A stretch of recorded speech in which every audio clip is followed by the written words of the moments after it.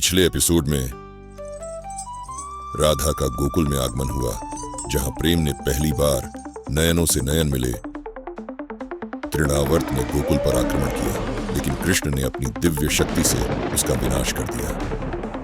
राधा ने कृष्ण को गले लगाकर अपने प्रेम की गहराई महसूस की, लेकिन मथुरा में कंस ने नया खौफ छोड़ा, बकासुर। आज की कहानी शुरू होती है गोकुल से। सुबह का समय है, लेकिन गोकुल के आकाश में अंधेरा छाने लगता है। एक तेज असामान्य हवा चलती है, मिट्टी और पत्ते उड़ते हैं।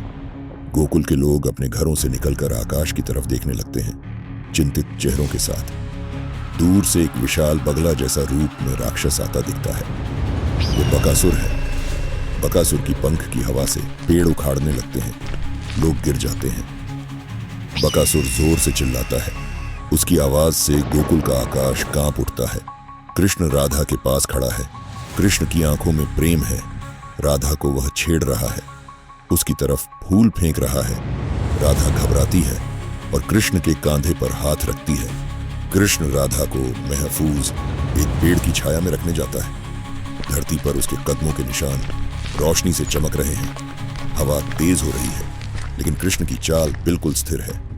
बकासुर तेज गति से गोकुल की तरफ झपटता है। उसके पंखों से अंधेरा फैल रहा है। उसकी आंखों से लाल बिजलियां चमकती हैं, जैसा आसमान फट पड़ा हो। गोकुल के लोग भागकर अपने घरों में छुपने लगते हैं। बच्चे रोते हैं, गायें भी दहाड़ती हैं। कृष्णा बिना डरे खड़ा रहता है, उसका चेहरा शांत है। बकासुर कृष्ण के ऊपर झपटता है, अपना विशाल चोंच खोलकर उसे निगलने की कोशिश करता है। एक पल के लिए पूरा गोकुल का समय जैसा थम जाता है।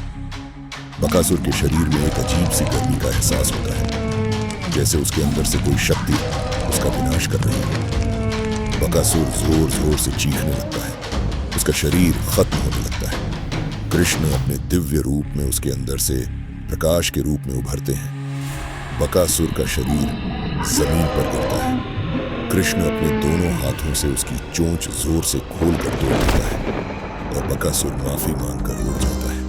कृष्णा मिट्टी में खड़ा मुस्कुराता है, जैसा कोई राजा हो जो अपने राज्य को बचा चुका हो। गोकुल के लोग कृष्ण के चारों ओर जमाते हैं। राधा उसे ठीक देखकर मुस्कुराती है। मथुरा के महल में कंस अपने सिंहासन से खड़ा हो जाता है। उसका चेहरा गुस्से से लाल है। उसके सामने एक नया राक्षस खड़ा है, धेनुकासुर, एक भयानक गड्ढा राक्षस। कंस गरजता है, धेनुकासुर, कृष्ण को मिटा दो, अब डर नहीं होना चाहिए। अगला एपिसोड, प्रेम का अर्थ।